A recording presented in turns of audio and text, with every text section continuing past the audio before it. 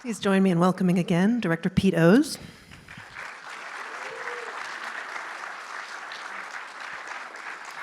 And Pete's co-stars, co-writers, collaborators, Jeremy O'Harris and Lena Góra.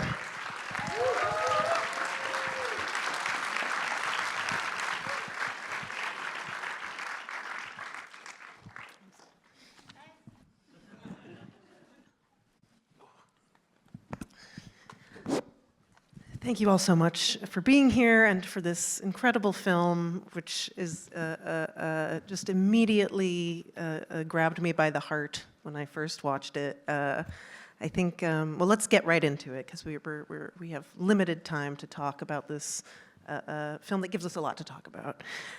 Pete, I was hoping you could start by telling us a little bit about your process with regard to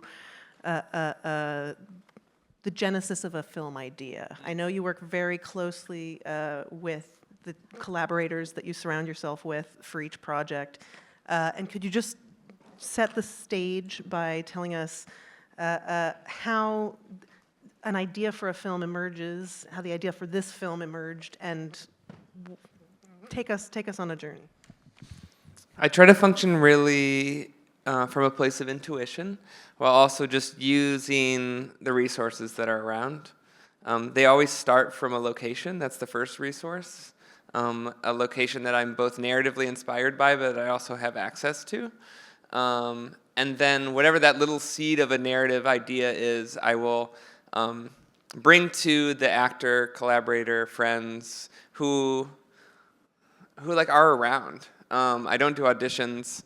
I don't think too hard. I try not to overanalyze any of it. It's just like these people are around and sort of feel right for some reason. I don't even worry about why that reason is. But I'll start having conversations with them about whatever this little bit of an idea is. And through those conversations, we arrive at the idea for the movie. And I will then make an outline of half of the movie. And that's what we start production with. We shoot the movie over the course of 2 weeks in order. We do 3 scenes a day. We write the dialogue the night before or the morning of, and we sort of live the story as we make it. We shoot for the first 6 days. We take a day off. We think about what we've done, and then we figure out what the rest of the movie is going to be. So the whole thing is this like mega collaborative filmmaking process. The movie is this movie because these are the collaborators. If it had been different actors, it would have become a different movie, because everything about it is from the conversations with them about the kind of characters they want to play, the kind of characters they've been playing a lot of, they haven't been playing a lot of, what's going on in their lives, what's not going on in their lives. All these things get filtered into the story that we're telling.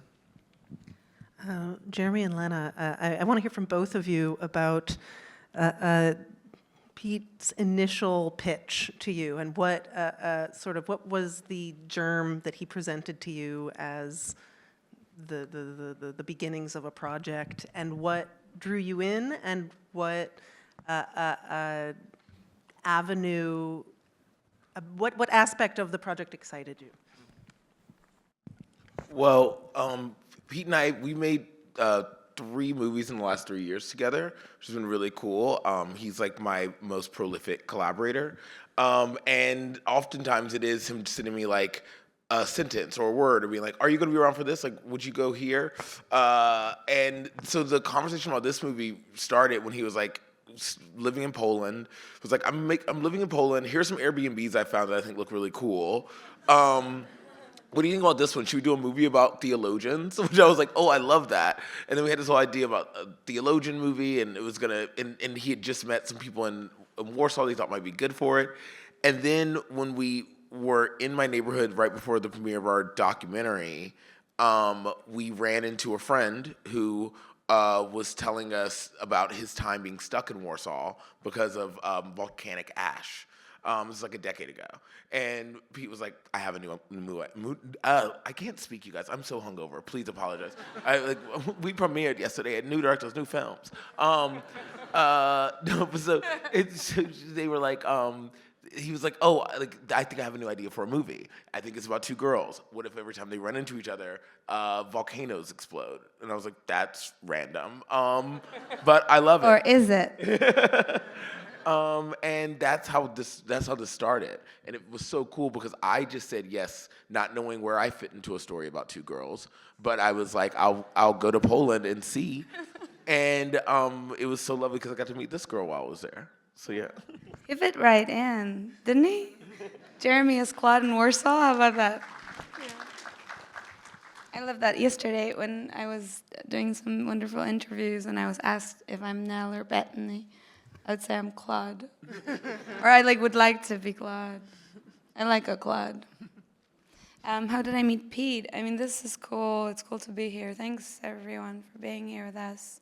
Yesterday, we had a beautiful showing at MoMA. We're hangover happy people from Poland to be seeing such a cool room full of people. It started in Wrocław. Say it. Wrocław? But we call it Wrocław also. Another city in Poland where Pete and I met, and we talked about making movies. We talked about revolution, or I'm just like a little punk because my parents were punks from Poland, and we're always about a revolution and kind of going against the system. So I think we just talked a little bit about that and how we want to make movies in which we can feel strongly connected to what we want to say without maybe stopping, pausing when we don't feel like. And we get to do that, and we get to bring those films here right now that we shot in a really cool bohemian, rebellious way, I think. So that whole journey was such an honor to have with these two and a few others that you guys saw in this film. I'm so curious to hear what they're going to say. Yes, I'm definitely going to leave time for some audience questions because I think there's a lot to cover. But I do want to ask, so there's a great quote of yours, Jeremy, that I caught from an interview you did recently about this film, where you said, every single person who's a part of this film likes walking on the razor's edge between success and failure.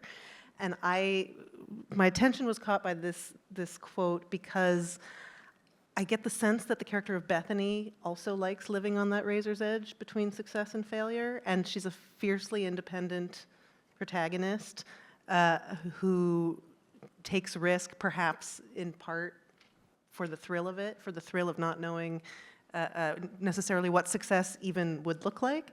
And I'm curious if this kind of parallel between your protagonist and her relationship to independence and to the hope of success in a relationship, in a friendship, in adulthood, if that was a conscious sort of parallel to your way of working, this kind of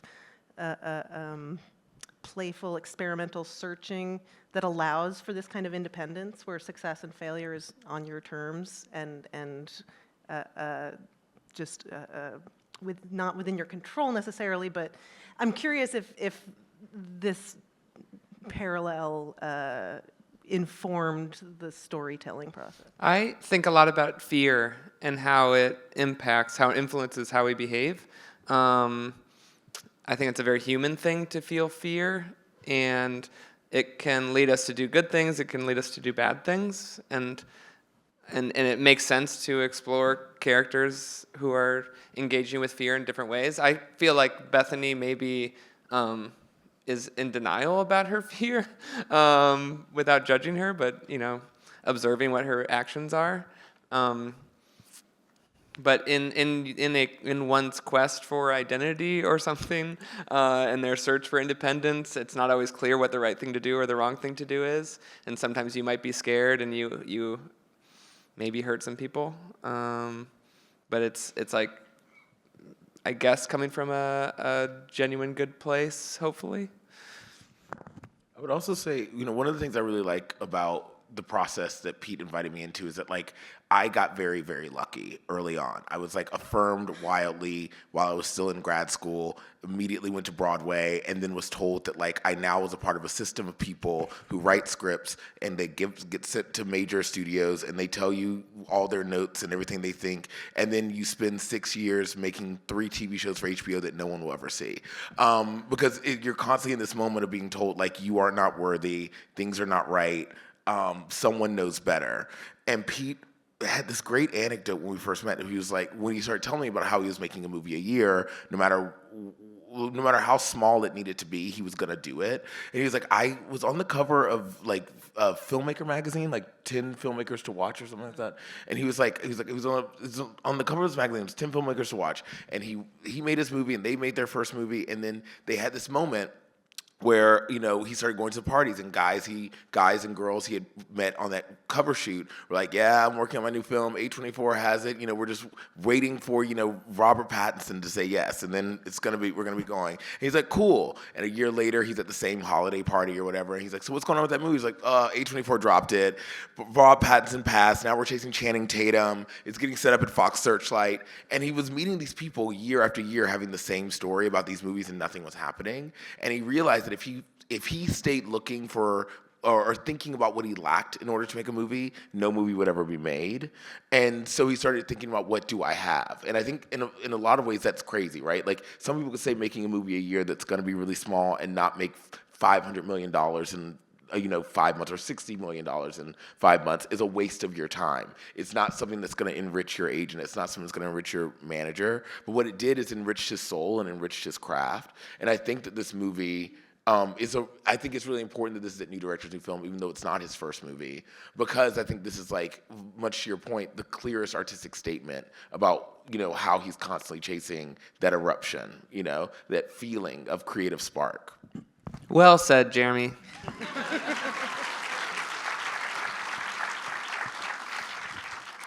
I think it's so refreshing to hear about a process that is truly collaborative, truly playful, truly kind of dynamic in the way that a group of people trust each other to build a story together.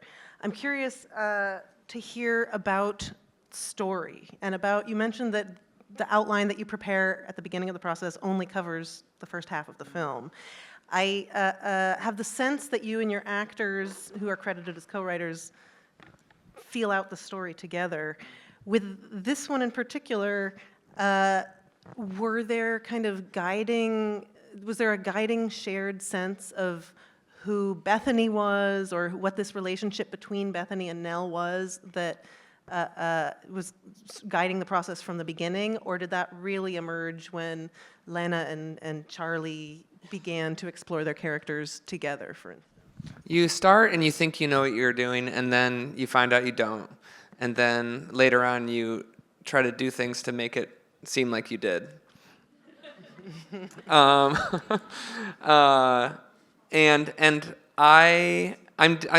the director. I'm definitely, like, steering the ship. I'm definitely leading things. I'm constantly getting the input from everyone, but, like, ultimately, like, I have to make these decisions.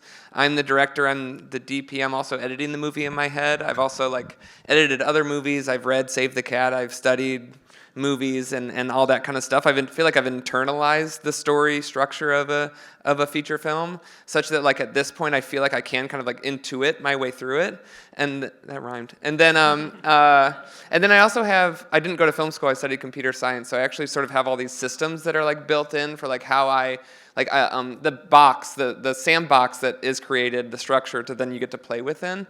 And these are things like, on average, a scene should be 2 minutes long. It just will be. You don't even have to worry about it. Like, that is what's going to happen. And we're trying to make a feature-length film. We're going to do 3 scenes a day. We're going to shoot for 12 days. That's 6 minutes of movie per day. 12 days of shooting, you're going to end up with a 72-minute movie. But then, like, there's this other belief just within storytelling that you don't really have to worry about getting from A to Z. You just have to make sure A to B connects, and then B to C connects, and then C to D connects.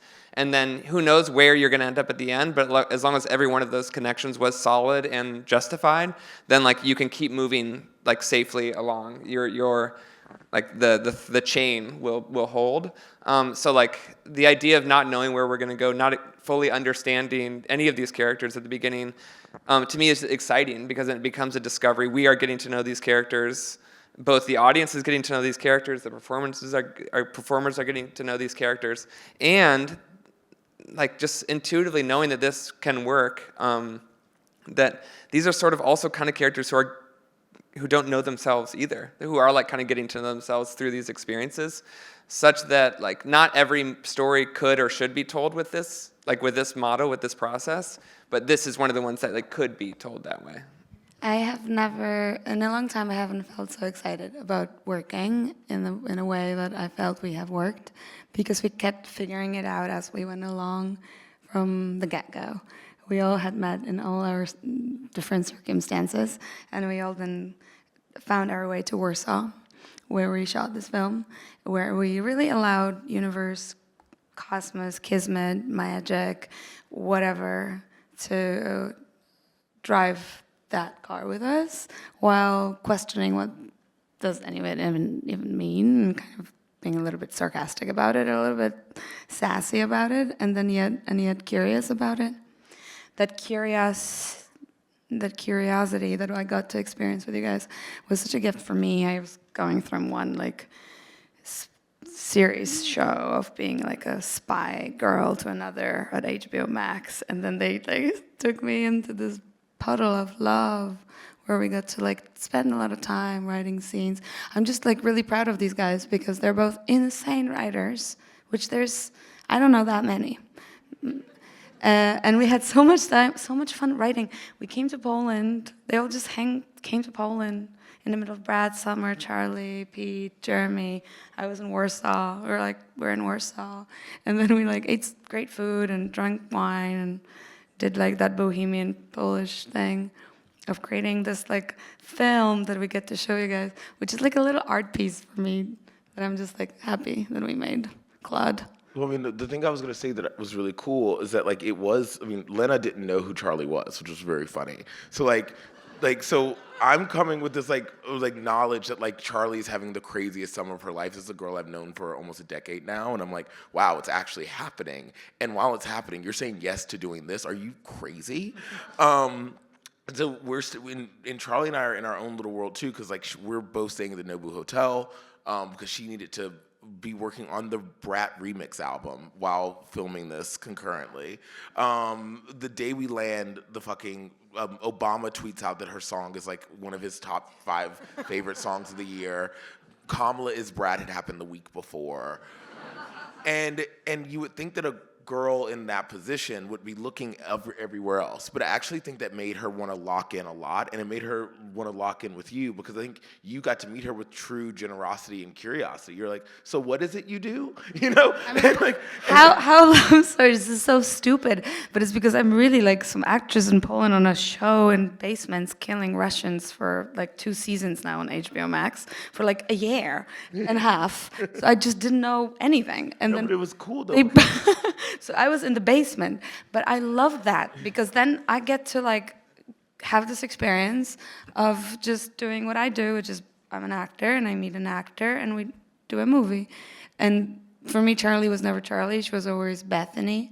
Bethany's cool. You know, I really like Bethany. I don't know about Charli, you know. Bethany's a badass.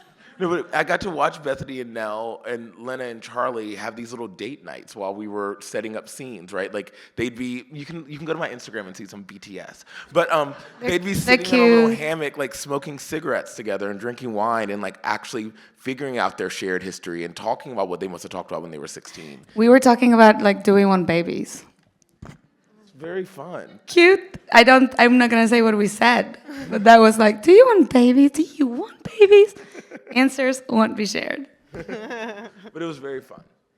Were you, and I'm going to open it up in just a moment, but I'm curious to hear from each of you, were you surprised by the finished film? Were there sort of discoveries in this process that took you by surprise, that took the film in a direction that perhaps you weren't expecting, or that were your expectations affirmed and borne out? What's the before and after? I'll start by saying that I feel, I'm going to get a little emotional saying this because it's really real. I feel like when I met Pete, I met like the person I most wanted to like champion in my peer group. As someone who, again, got a lot of gifts, I think that like one of the things that I've wanted to do with that gift is like shine my light on as many other people as possible who I think deserve it. And so the nothing about this process has surprised me, because whenever anyone shared a doubt about what we were endeavoring, I was like, Pete's gonna make something sick. Like, I don't know what it's gonna be, I don't know how it's gonna be, but like Pete's mind, his like work thrills me, and I feel so lucky to be a part of it. And so I think the only surprising thing is that like I don't know, that like is that it's happened quicker than I thought it would. Like, us being on a stage like this, being able to talk to an audience like you guys at Film and Lincoln Center, is happening faster than I thought it would. I thought we'd make like 5 movies where people were like, oh, I get it. And to have so many people say like they get it, to have Richard Brody write what he wrote like the first night the movie came out, that pace of it was really affirming, because I feel like the key's how I learned how to be a producer as well. Like, I was just like, I don't know, how can I make more movies? I want to make these movies with you. So yeah, I think that's been the only surprising thing, and I just want to thank you guys for being so generous with it.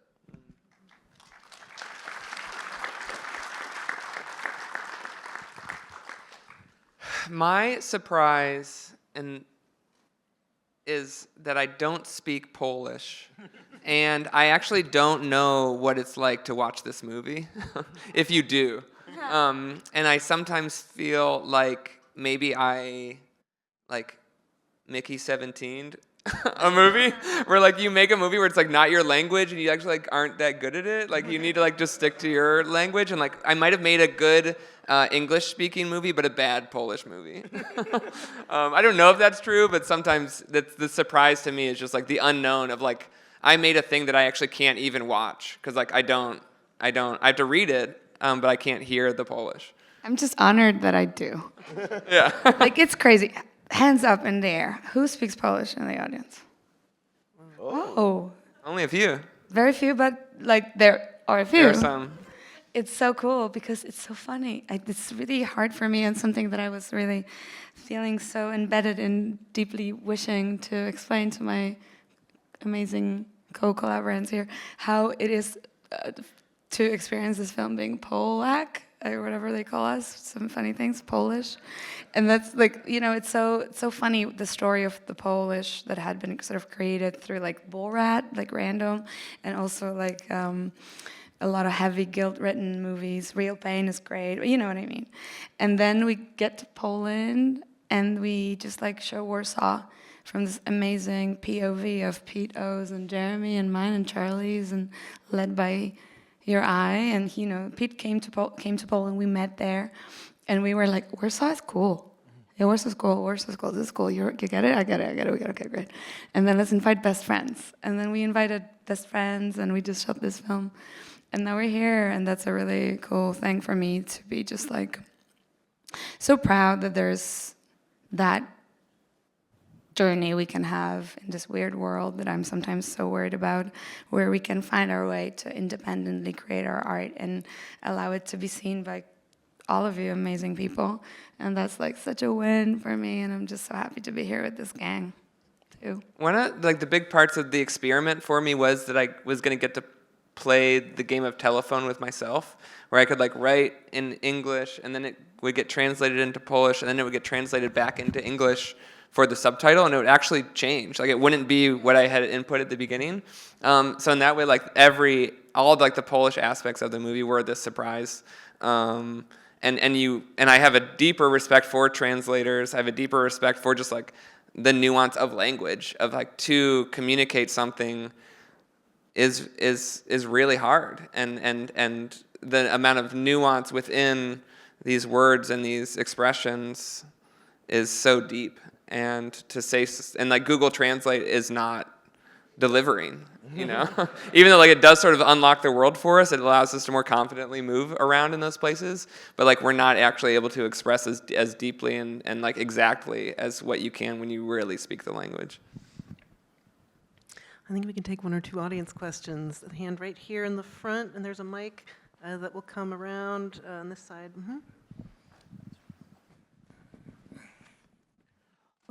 You said how the script was developed in near real time. Did you have in mind a possibility that at the end Rob and Bethany would end up back together? And if so, what would that have been like? There was this disaster/gift that happened, which is we were all set to shoot this movie for 2 weeks in Poland, and a week before we went there, we found out from Charli's team that she just booked a Converse ad in London and that she was going to have to leave 4 days early. So if you remember, this was Brat Summer, a lot's going on, we had to be ready for it. At first it felt bad. You're like, oh, she's leaving early? That sucks. And then I realized that I can't change that. That's what it is. What does that mean? And I thought, I guess that means Bethany leaves early. And then that opened up this whole other realm of what happens when this person ghosts. What happens when this person leaves? What happens when this volcano erupts? And now these people are left in the aftermath to live in it, live in the ashes. And that became this really exciting opportunity of discovery. What those final conversations would be, we didn't know.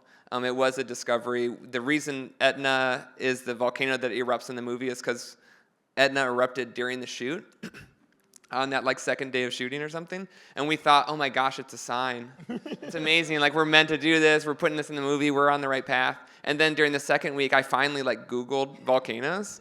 And then I got the fact that they're basically always erupting. And then that's why that fact then ends up in the movie at that point, because it wasn't until the end that I actually thought, hold on, we should look this up for a second.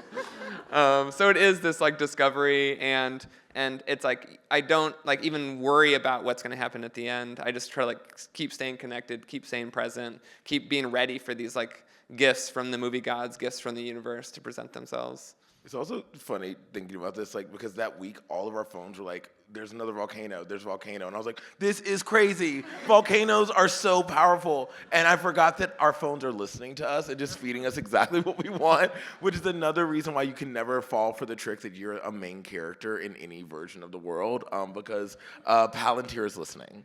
And I'm gonna just throw in a manifesto. I'm just gonna use this space. So with this Erupcja energy with the gods of filmmaking and just of universe coming in to just throw things that we're gonna make into this movie that is now here. I was okay, what do we talk about when we come on this incredible stage with these amazing people? And then I go, I think nature. I think it's #nature. I think it's let's return to nature. I think off phones, scary. Put your phones on airplane mode when you go to bed. I've started doing that. Kind of great. Kind of unplugs you from the weird cooties. So I'm manifesting less phone, more nature, spending time in nature as my little Erupcja manifesto here that I would also bring into a conversation. What do you think, Jeremy? I love it. Okay. Questions to the audience? We can take one more brief one. This hand right here. Yep, the mic's coming from behind you. Hello. Thank you very much for a really lovely film. I wanted to talk about one thing that you mentioned, Pete, at the beginning, about it's nice to be considered a new filmmaker, and also tying it to something, Jeremy, you said about Charli's remix album, and obviously there's the B2B remix with Tinashe on there, where she talks about being up until the AM filming this film, and also about the idea of suddenly making it, and obviously that happened to Tinashe as well, working for a long time, and then suddenly, quote unquote, being an overnight success when there's a distillation of something you've been working on for a while. So I guess, does this feel like your B2B remix moment? And if so, how do you feel? Do you feel scared? Do you feel ready? Do you feel excited? Do you feel all of those things at once? How do you feel?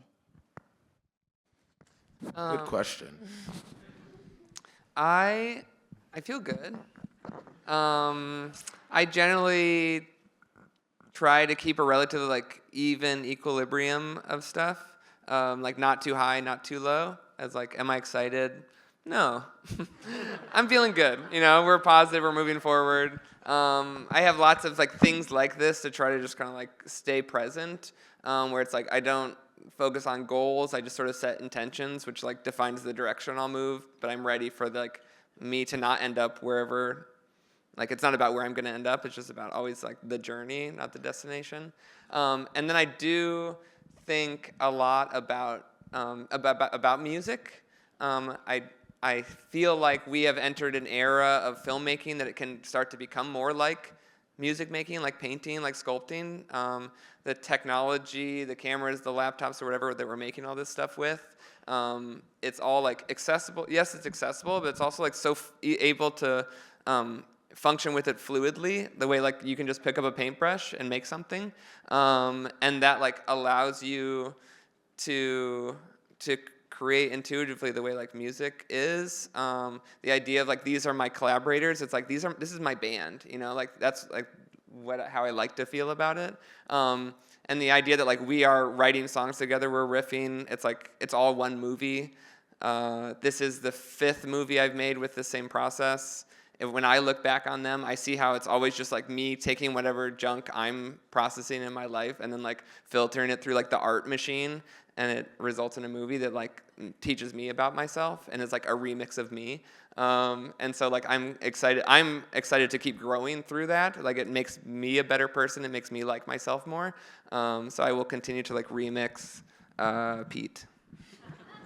I would say that, yeah, it's so nice to just be remixing with you, Pete, because it's all so funny, which sometimes Pete would teach me to think, because it's such a miracle to make a movie these days. It's such a miracle to make art. It's so cool. We're so privileged to make art, and to make art feeling so free with friends, just like young people out there that we're hanging with and communicating about what do we think this world is about, and what are we doing? Let's make a movie. And we did, and came so effortlessly and beautifully, you know, with a power of a rebellion act, which these guys helped me to discover in a new way, which I think we did with this film, which is kind of powerful to what you were just saying just there.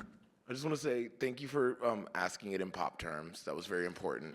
And also, can I just give one shout out really quickly? So right in front of us right now, there's Mihao. Mihao took all of our amazing BTS photos. He was our AD. He also was our like scout. Like he looks like a location scout. He got like the club they're in. He found it. And one little bit of behind, like, you know, pulling back the curtain on the process. Every Pete movie has one day in between where you don't have to work. Sometimes he'll cut like a little bit of the movie so you can see what you guys have been working on, because it could just feel like you've been running around with a guy with a DSLR like pretending to make a movie and there's no movie. So he's like, no, I promise you there's a movie and it looks good.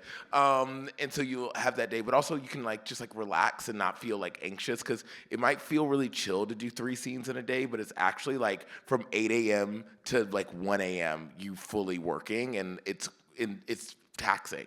So that one day, usually you just sleep if you were with anyone else. But this time we were with Charli XCX. And Charli was like, guys, I'm really looking for a rave. I've heard the rave scene is really amazing here. Do you know where there's a rave? And I was like, I don't know where there's a rave, but I know who might, Mihao. And so Mihao took us on a crazy adventure through Warsaw late at night. We hit 6 different clubs, all of them mid. But we found our way to like an hour outside of the city. We took 2 different Ubers. We found it. We felt it when we were moving. We were in a field, and like there was like a water, like it was like a water treatment plant or some shit like that. And like there was like an oil derrick in the corner. And we were like, oh fuck yeah, this is where the rave is. And we heard like boom boom boom boom boom boom boom boom boom boom. So we walked like half a mile down, and we see like a couple people who are half naked, just like dancing on the side. We're like, oh yeah, can't wait to get in there. We crossed the path into where the actual music is, and it's so loud and it's so empty. Like literally, it was like Mihal had made a call to someone and asked them to throw Charli XCX a rave, but no one showed up. And it was probably my favorite experience on set, and I haven't been able to tell that story anywhere. And I want to thank Mihal for giving me one of my favorite memories of all time. It's a fabulous note to wrap up on. Thank you all so much, and thank you all for joining us as well. Thanks, everybody.